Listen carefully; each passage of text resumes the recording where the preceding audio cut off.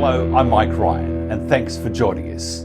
It's been difficult to separate fact from fiction during this global public health crisis. We've seen a highly compromised WHO, no credible investigations into the origins of the disease, unprecedented media manipulation, and incalculable damage imposed by governments around the globe in attempts to manage the disease. It's a growing concern that the worst is not over, with growing media censorship of dissenting views. President Biden has signed a dozen executive orders in the fight against COVID-19 in the US. England, well, it's a basket case as lockdowns continue. In Australia, the states decided to become de facto countries, and you needed, and still do in some cases, a permit to enter another state. No longer are you an Australian. You're a citizen of the Republic of Victoria, a citizen of the Republic of Queensland. In fact, Queensland, it went one step further and mandated that you have to wear a mask whilst driving your car. True. And that happened when the Queensland government, called a snap lockdown with no community cases a couple of weeks ago. Now, can you imagine if there was just one case? What do we really know about the vaccines that are soon to be made available in Australia? And what can we realistically expect from them? If they are as effective as we would expect, why are governments, including the Australian government, still telling us that international travel is at least 12 months away? And does the public know enough about the prevalence of this disease and its real risks? We're inundated each day with breathless media reporting of exploding cases around the world and a disease that appears to be out of control. Should we know more about the COVID-19 test and what a positive test and headline statistics mean? Dr. Eamon Mathieson is a prominent medical specialist and a member of the COVID Medical Network, which has been prepared to speak out about government responses to COVID-19 outbreaks. The network provides scientifically based information on their website, which is covidmedicalnetwork.com. Dr. Mathieson, thank you so much for joining us. Thanks, Mike. Thanks for having me on. Tell us about I think it's polymerase chain reaction test, or just the PCR test, what it measures, what it does not, and if it's being properly used in Australia. Yeah, it's a really interesting question. The PCR test, essentially, we believe is the foundation of the response to the pandemic that we've witnessed both in Australia and around the world. When on a daily basis, for example, Daniel Andrews is announcing cases, it's based upon a positive reaction to this PCR test. So the PCR test, it's well known, it's been around for a long time.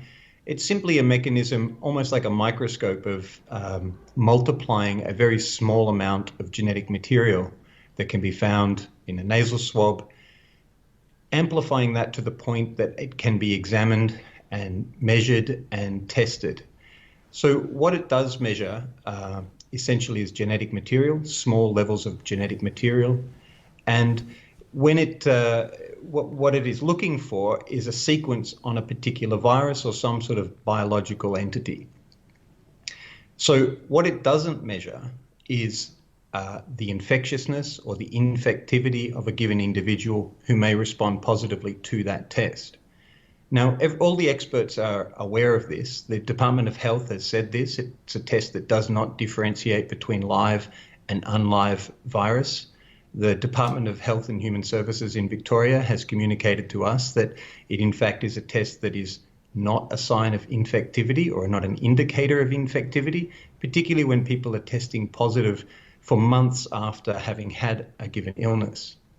So the question is why the test, a positive test, is being used as synonymous with a person being infectious and therefore requiring quarantining or assuming that they will be contagious to others and the rest of the community. This is a question that has been raised by experts all around the world. There are currently legal challenges happening in Europe in Germany in particular, in Canada and the US, to say that quarantining is inappropriate if it is only based upon a PCR positive test and is dissociated with clinical symptoms. Now, what's interesting is that that case has already been run in Portugal, and they've found that there was significant grounds to show that the PCR test alone was not appropriate or not valid to lead to the quarantining of the population. And we're hoping that similar concerns will be raised by medical professionals and raised with the experts and the health bureaucrats and the politicians to fully understand this, the implications of that Portuguese test legal case that went through, and just the realities of this test, and also for the community to understand what it is that's happening. Is this the only test for COVID-19, or are there others? It is the main one. This is what we've had 11 million tests. It's quite extraordinary. 11 million tests have been done in Australia and a population of 25 million. You compare that to other years where they're testing for flu, it's just it's infinitesimal in comparison to that. So the overwhelming test that has been used both in Australia and around the world is the PCR test. There are other ways of telling whether someone has had an illness if they're looking at antibodies that shows that they've had an immune reaction to a specific virus, but that's not something that has been well used. The other thing is that the confirmation of the presence of a virus can be done with viral culture to see whether the virus, in a sense, is technically live, alive, and replicatable, or whether it's just dead, unlive genetic material. But the viral culturing is very rarely done. So there are other tests, in a sense, that indicate or might back up the PCR test.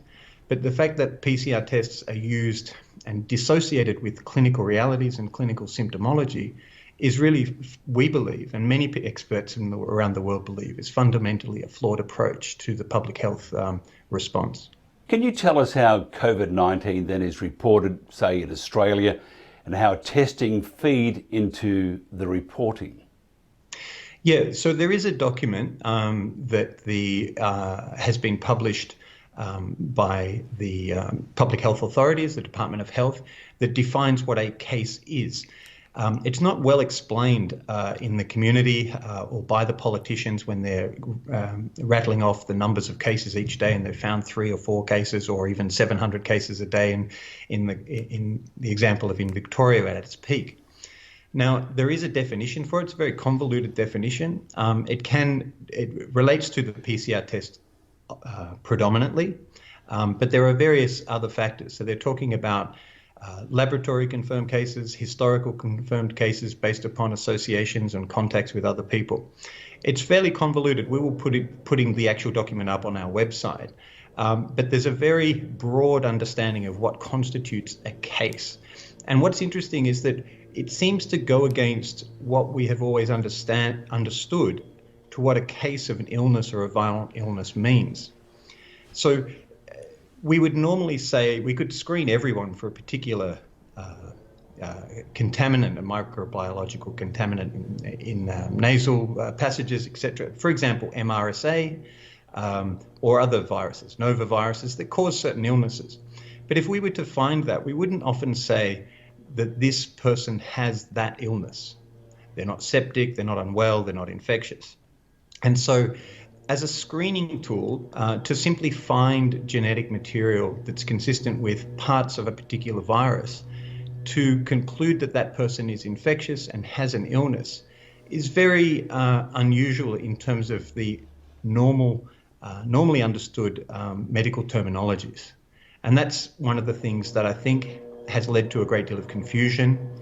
And what we've been asking for is clarity in regard to this and transparency. So we've written to and contacted many of the pathology labs as well as the public health authorities to ask for why they are doing these tests, what the cases actually mean, and give examples of that. We think that there's an inference that when they say a positive case, the assumption is that that person is sick and unwell, but we can't really find out or confirm that that is actually the case. Is it possible then that the reporting of COVID-19 cases have been perhaps overstated in many countries? That is the concern, and I think it varies from country to country. The American doctors that I am speaking to are talking about an increase in unwell people presenting to hospitals and to themselves, and hence they're advocating for the early treatment options that are the antiviral treatments to be more utilized. And they've been often banned. So what they are saying is that the cases they are seeing and what they constitute a case is someone who is unwell, and it's linked very closely with symptomology. We're not sure if that is the case in Australia, and it's very difficult to find that out. We have requested that information. The other thing that is also important in terms of clarity is to understand how the test is actually being done. Now, this is a really crucial point. Essentially, the magnifying of the very small detectable levels of genetic material need to be multiplied many, many times in order to be accessible to the measurements and the study. So how many cycles the entity is doubled requires sort of some clarification.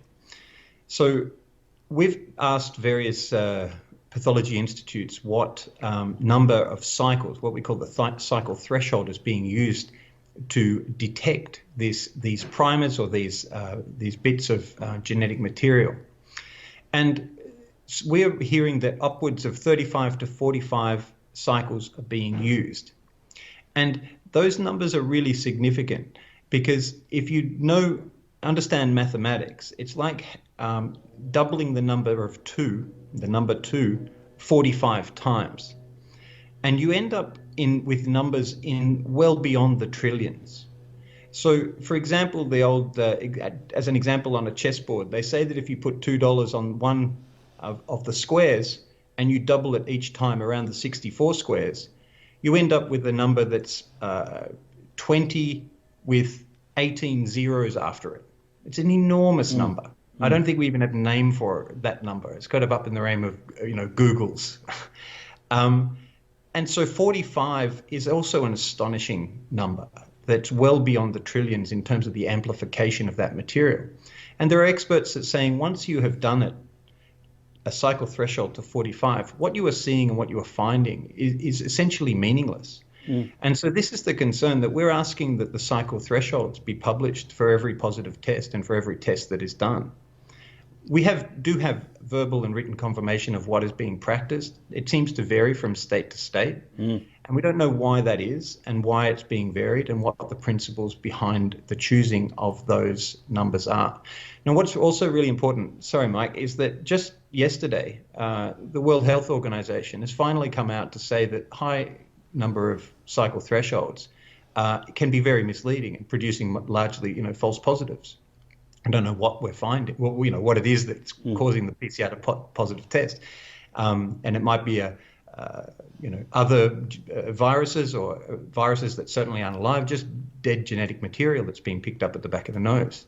So finally, the World Health Organization has come out and said this, but yet the entire year last year was based upon high cycle thresholds and raised a number of positive PCR tests. Heaven help us, though, if we were to criticise, because not only with the government, the closed shop of the medical fraternity, the media, and everybody else, they would start pointing at you and I if we disagreed with what is happening right now. But it's amazing how things change. Dr. Jay Richards in the US said late last year that governments, having gone down a particular path and realising that that path is not so right in the first place, instead of saying, oops, we need to reevaluate things, they dig down even more just to prove a point and can't be proved to have made a mistake. Interesting times. Always mentioned this last year, and I'll do it this year, first show for the year. The Chinese says, may you live in interesting times. And Dr. Matheson, we certainly are, aren't we? Certainly are, but things do change. It's hard to know what the motivations and intentions are behind various decisions. But I think we need to, as you say, have the humility to re-examine where we're going, where we've been, why we are doing these things. And we're very much in favour of good scientific and medical evidence to support any decisions that we're making. So we hope that that will continue. There are sort of signs that the status quo is being challenged on many levels, and even the World Health Organization has managed to turn around. So, interesting times. That's correct. Dr. Mathieson, thank you very much for joining us. Thanks, Mike. Thanks for having me. So what can we look forward to in the next 12 months? Probably a worsening of the pandemic before it gets better. That's globally. Lockdowns, economies on the verge of collapse, psychological damage to millions, nations divided, and freedoms expunged. Or will the global catastrophe be government having found a means to totally control you, the masses? They simply will not give up that control. I'm Mike Ryan.